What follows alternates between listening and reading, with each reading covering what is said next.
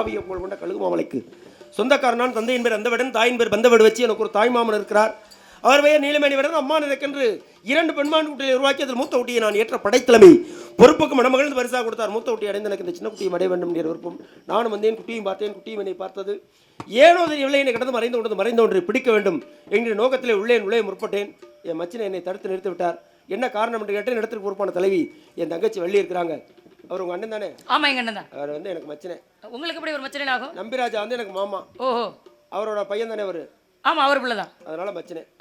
அதனால என் தங்கச்சியை கேளுங்க, என் தங்கச்சி சொல்லாம நீங்க பிடிக்க முடியாது அப்படின்னாரு. நியாயமா தான் சொல்லியிருக்காரு. ஆமாங்க. ஏன்னா இந்த இடத்துல தலைவி அப்படிங்கிற பொறுப்புல என்னை தான் அனுப்பியிருக்காங்க. அப்படி அனுப்பியிருக்கும் பொழுது யாராவது இந்த இடத்துக்கு வர்றாங்க, அவங்க வேணுங்கிறத கேட்கறாங்கன்னா கொடுத்து அனுப்ப வேண்டியது எங்களுடைய கடமை. இல்லாட்டி நம்பிராஜன் பிள்ளை காவலுக்கு போன பிள்ளை கேட்டு வந்தவர்கிட்ட கொடுக்காம விட்டுருச்சே அப்படிங்கிற அவச்சொல் வந்துடக்கூடாதுங்கிற ஒரு எண்ணம் மனசுல இருக்கு. இப்ப உலகத்துல ஆட்டுக்கு பிறந்தா ஆட்டுக்குட்டின்னு சொல்லுவோம். பொறிப்பது போடுவது பிறப்பதுங்கிற கணக்கு இருக்கு. நீங்க மானுக்கு பிறந்ததுங்கிறீங்க. மான் போட்டா குட்டி தானே சொல்லணும். மானுக்கு பிறந்தது இல்ல, மான் வயிற்றில் பிறந்தது. எங்க ஒரு மனிதர்களுக்கு குழந்தை பிறந்தா பிறந்ததுன்னு சொல்லுவான். முட்டையில இருந்து வந்தா பொரிச்சதுன்னு சொல்லுவான். ஆடு மாடு போட்டா அது குட்டின்னு தானே சொல்லுவான். அது எப்படி பிறந்ததுன்னு சொல்றீங்க? பாம்பு முட்டையில இருந்து தான் வரும். பாம்பு முட்டையில இருந்து. பாம்பு குட்டியும் போமா, பாம்பு குஞ்சும் போமா. எங்க பாம்பு பாம்பு குஞ்சுன்னு என்னைக்கா சொல்றோமா? பாம்பு குட்டின்னு தான் சொல்றோம். முட்டையில இருந்து வர்றது பூரா குஞ்சு தானே? ஆமா. கோழி குஞ்சு, குருவி குஞ்சு, ஆமா, கிளி குஞ்சு சொல்றோம். ஆமா. ஆனா முட்டையில இருந்தா பாம்பு வருது. ஆனா பாம்பு குஞ்சு நம்ம சொல்றோமா? இது நியாயம் தாங்க நீங்க சொல்றது. இப்ப ஆடு போட்டா ஆட்டு குட்டின்னு சொல்றோம். ஆனா மாடு ஈன்று எடுக்கும் பொழுது கண்ணு குட்டின்னு தான் சொல்றோம். ஆமா, மொத்தத்துல குட்டி தான். ஆமா, கடைசியில வர்றது குட்டி தானே வருது. ஆமா. ஆனா இங்க அது குஞ்சுல வருது.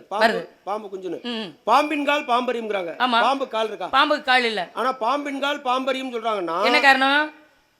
இப்போ ஒருத்தரோட நெருங்கி பழகும் பொழுது, இப்போ என்னைய பத்தி முழுசா யாருக்கு தெரியும்னா உங்க நண்பரா இருக்கக்கூடியவருக்கு தான் தெரியும். பெருமாளுக்கு தெரியும் எந்த நேரத்துல என்ன மொழி முழிக்கிறாரு, இப்போ பேசுறது உண்மையா பொய்யா அப்படிங்கிறது அவருக்கு தெரியும். அது மாதிரி அவங்க என்னென்ன பண்றாங்க உங்களுக்கு தெரியும். எந்த நேரத்துல எப்படி மொழியை வச்சிருப்பாங்கிறது எனக்கு தெரியும். சரி, அப்ப நெருங்கிய நண்பர்கள்ட்ட தானே அவங்கள பத்தி கேட்க முடியும். அடுத்து ராஜாவுக்கு தெரியும். அதுதான் பாம்பின் கால் பாம்பரியும். ஒவ்வொருத்தருக்கும் அதே மாதிரி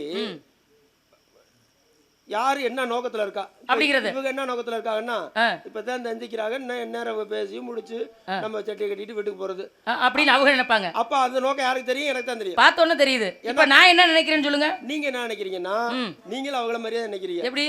எப்படா நம்ம அடையாளம் கேட்போம். ஆனா நான் அப்படி ஆள் கிடையாது. அப்படி இல்லைங்க.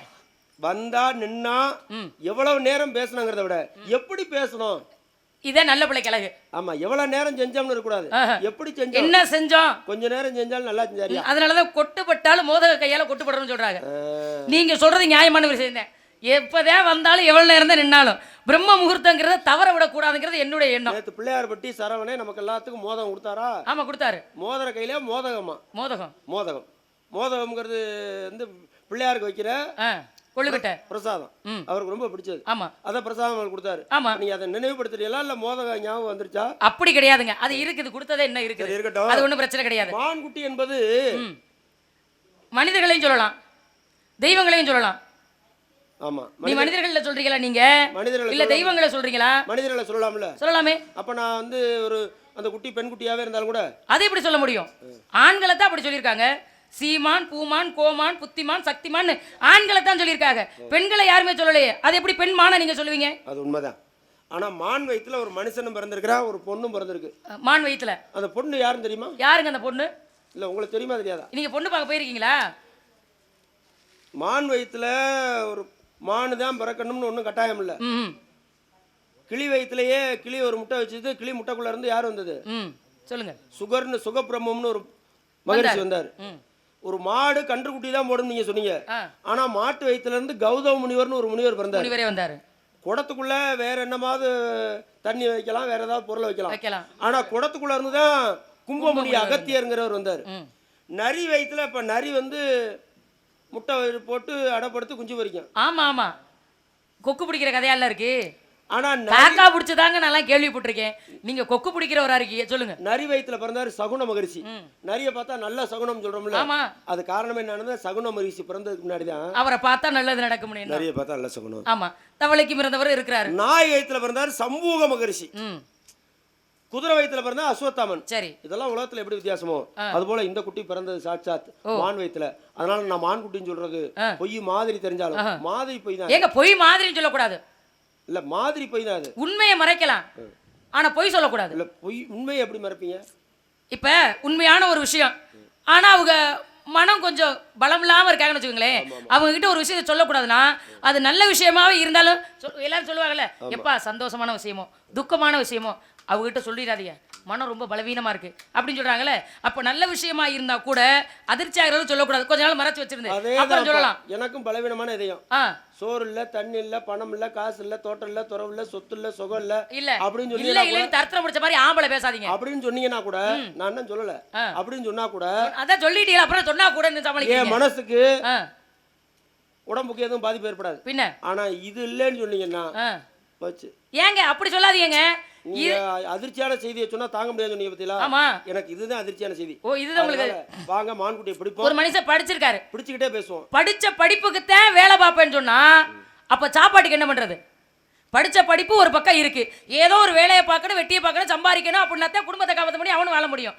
அதை விட்டுட்டு நான் என்ன படிப்பு படிச்சனோ அதுக்கு தான் வேலை வேணும்னு சொன்னா கிடைக்குமா? சம்பாதிக்க முடியுமா? அதே மாதிரி தான் இப்போ நீங்கள் சொல்லிக்கிறீங்க. இந்த மாடல் எல்லாம் இன்னொரு மாடை தேடி போவோம், அந்த மாடை பிடிப்போம், பிடிச்சிக்கிட்டு பெற்றவங்களுக்கு நல்ல பிள்ளையா வெள்ளன வீட்டுக்கு போய் சேருவோம், அவங்களுக்கு நல்ல பேர் எடுத்துட்டு போகிறோம். என்ன இல்லை பாருங்க, உங்களுக்கு ஒரு பொம்பளை பிள்ளை நேரம் சொல்கிறேன், அதை கேட்கணுங்கிற என்ன உங்களுக்கு இல்லை பார்த்தீங்களா? பொம்பளை பிள்ளை பேச்செல்லாம் கேட்டுட்டு நான் போனேன்னா அந்த உலகம் என்னை பழிக்காதா? அப்போ உங்கள் அம்மாங்கிற பொம்பளை சொன்னா கேட்க மாட்டீங்களா? கேட்க மாட்டேன். அப்பா அம்மா யார் சொல்லுமே நான் கேட்கல. எனக்கென்று ஒரு நாடு என் மக்கள் எப்படி முருகப்பெருமான் இருந்தாரோ அது போலவே எங்க அம்மா அவர் இருந்தாருன்னா அவர் தெய்வங்க. நீங்க ஒரு குடும்பத்தை ஆம்பளை பிள்ளை தாய் தாப்பை வச்சு கேட்கலன்னா தரதரன்னு பேச மாட்டாங்களா? எங்க அப்பாவே என் பேச்சதான் கேட்டாரு ஒழிய எங்க அப்பா பேசுறாங்க.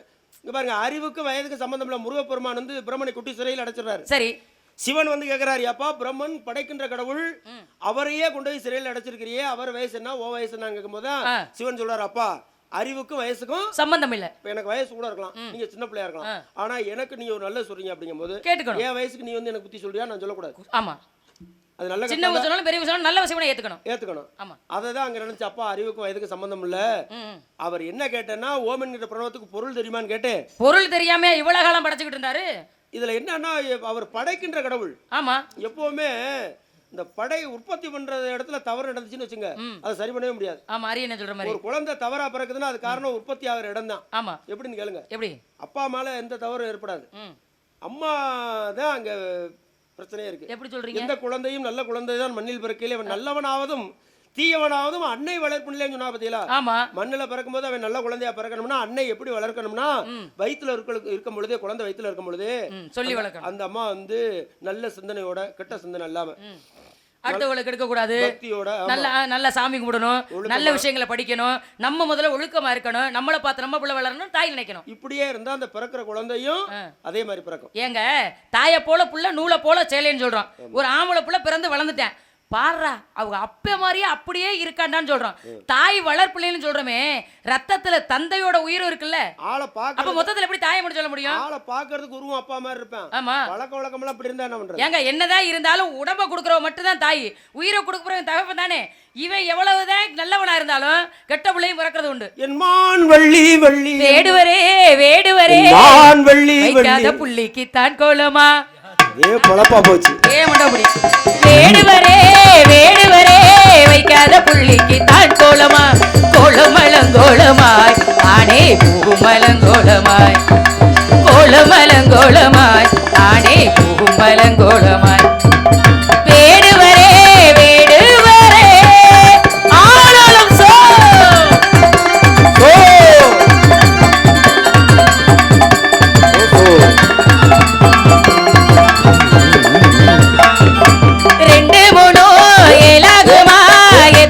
புத்திக்கு தோதாகுமா,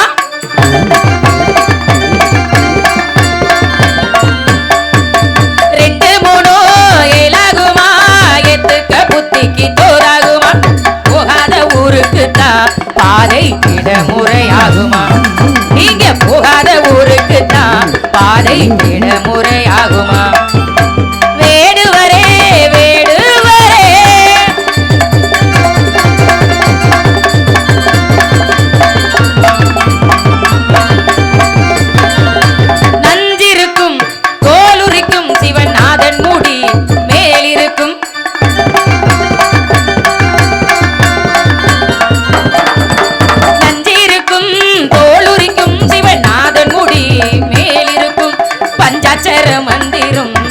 தொழிலையும் கத்துக்கொள்ள வேணுமுங்க. வேடுவரே வேடுவரே, கண்ணால் காண்பது போய் காதால் கேட்பது போய் தீர விசாரிப்பதே மெய்ங்கிற மாதிரி நான் உங்களுக்கு நல்ல விஷயமா சொல்றேன். அவசரத்துல அண்டாவுக்குள்ள கூட கை போகாதுன்னு சொல்லுவாங்க. அவசரமா இருந்தா எதுவும் புரியாது. நீங்க அதே போல மான்குட்டிங்க தான் போயிருச்சோ அப்படிங்கிற நினைப்புல நீங்க தேடிக்கிட்டு இருக்கிறீங்க. இந்த இடத்த விட்டுட்டு வேற இடத்துல போய் தேடி பாக்குறீங்களா? அப்ப நான் இடம் தெரியாம அலையிறேங்கிறீங்க. சரி விடுங்க, நீங்க போக வேணாம், சிரமப்பட வேணாம். நான் வேணா ஒரு குட்டி உங்களுக்கு பிடிச்சி தரவா? உங்களுக்கு எந்த மாதிரி குட்டி வேணும்னு சொல்லுங்க, நான் பிடிச்சி தரேன். அப்படி இல்லை, என்ன எப்பவுமே லட்சியத்தில் உறுதியா இருக்கணும். இலக்கில்லாத பயணம் துடுக்கில்லாத படகு போல. ஆமா, இங்க இருந்து கிளம்பி நம்ம இடத்துக்கு போகணும்னு நினைச்சு கிளம்பி போனோம்னா அந்த இடத்துக்கு விரைவா சரியான நேரத்துக்கு போய் சேருவோம். ஆமா, வீட்டை விட்டு வெளியே கிளம்பும் போதே எங்கேயாச்சும் போலான்னு போனோம்னா அன்னைக்கு பொழப்பே கட்டு போச்சு. அது உண்மைதான். இந்த ஊருக்கு போகணும்னா இத்தனை மணிக்கு தான் போகணும் கணக்கு இருக்கு. அப்பதான் அந்த ஊருக்கு போறதுக்கு அத்தனை மணிக்கு கணக்குல எந்திரிப்போம். ஒரு மாணவனே படிக்கும் பொழுது நம்ம இந்த நோக்கி படிக்கணும்னு நினைச்சு படிச்சான்னா ஆமா, அவன் அந்த இடத்துக்கு போய் சேருவான். ஏப்பா எதுக்குப்பா படிக்கிறா, ஏதாவது ஒரு வேலைக்கு படிக்கலாம் அப்படின்னு சொன்னான்னா 2 கட்டானா தான் தெரியும். எதிர்காலத்துல அந்த பையன் கொஞ்சம் சிரமப்படுற மாதிரி தான் இருக்கும். ஆமா ஆமா. அப்ப நீங்க சொல்றீங்களே வேற குட்டியை பிடிச்சிடவான்னு சொல்லி, இதுக்கு ஒரு கதை ஒன்று ஞாபகத்துக்கு வருது எனக்கு. என்ன கதை? ஒருத்தர் மரம் வெட்டி பழைக்கிறவர். சரி. தினம் மரத்தை வெட்டினா தான் அதை விற்றா தான் அரிசி வாங்க முடியும், பருப்பு வாங்க முடியும், சாப்பாடு. ஆமாம், விறகு வெட்டி. சரி. ஒரு நாள் என்ன பண்ணுறாரு, ஒரு குளத்துல பெரிய ஆழமான குளத்து கரையில் இருக்கிற ஒரு மரத்தை வெட்டுறாரு. கோடாரி கை தவறி போய் தண்ணிக்குள்ளே விழுந்துருது. அவருக்கு நீச்சல் தெரியாது.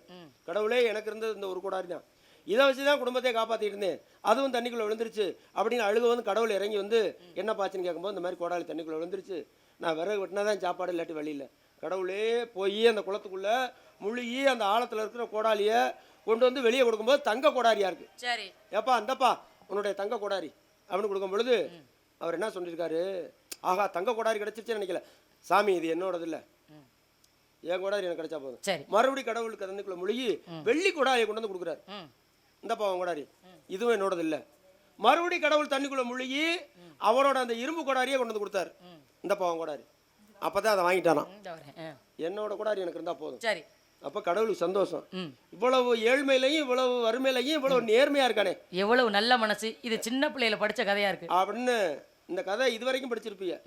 3 கோடாலியும் கொடுத்துட்டு போனாரு. இதுக்கப்புறம் வர்றதுதான் இப்ப சேர்த்த கதை. எப்படி சேர்த்தீங்க? இவன் போய் பொண்டாட்டிட்ட சொல்றான் அந்த மாதிரி கடவுள் கோடாலியை கொடுத்தாரு அப்படின்னா, பொண்டாட்டி வந்து கடவுள் அவருக்கு வாராக நேரா வந்தாங்களாம், கோடாலி கொடுத்தாங்களாம். நம்ப மாட்டாங்கல்ல, எங்கிட்டோ போய் நீ தூக்கிட்டு வந்தா கோடாலி திருடித்தனமா எங்க காட்டு பாப்போம் அப்படின்னு இந்த அம்மா இந்த இடத்துல அந்த இடத்துல அந்த இடத்துலயான்னு கேட்டுட்டே அந்த கரையில சரி கூட போய் தண்ணிக்குள்ள பொண்டாட்டி விழுந்துருச்சு. ஐயா பாவத்தே அழுகிறேன். ஐயோ நீச்சல் தெரியாதே. சரி. கடவுளே கோடாலியை காப்பாத்தி கொடுத்த மாதிரி என் பொண்டாட்டி காப்பாத்தி கொடு. கடவுள் வந்துட்டாரு. சரி. என்னப்பா அந்த மாதிரி என் பொண்டாட்டி சந்தேகப்பட்டு வந்தா எங்க நெட்டி பார்த்தா தண்ணிக்குள்ள விழுந்துட்டா அப்படின்னா கடவுள் தண்ணிக்குள்ள முழுகி ரம்பை மேனகை ஊர்வசின்னு கேள்விப்பட்டிருக்கீங்களா? கேள்விப்பட்டிருக்கேன். ரம்பா எப்படி இருக்கும்? அழகு. ரம்பா கொண்டு வந்து இந்தப்பா உன் பொண்டாட்டினார்ல.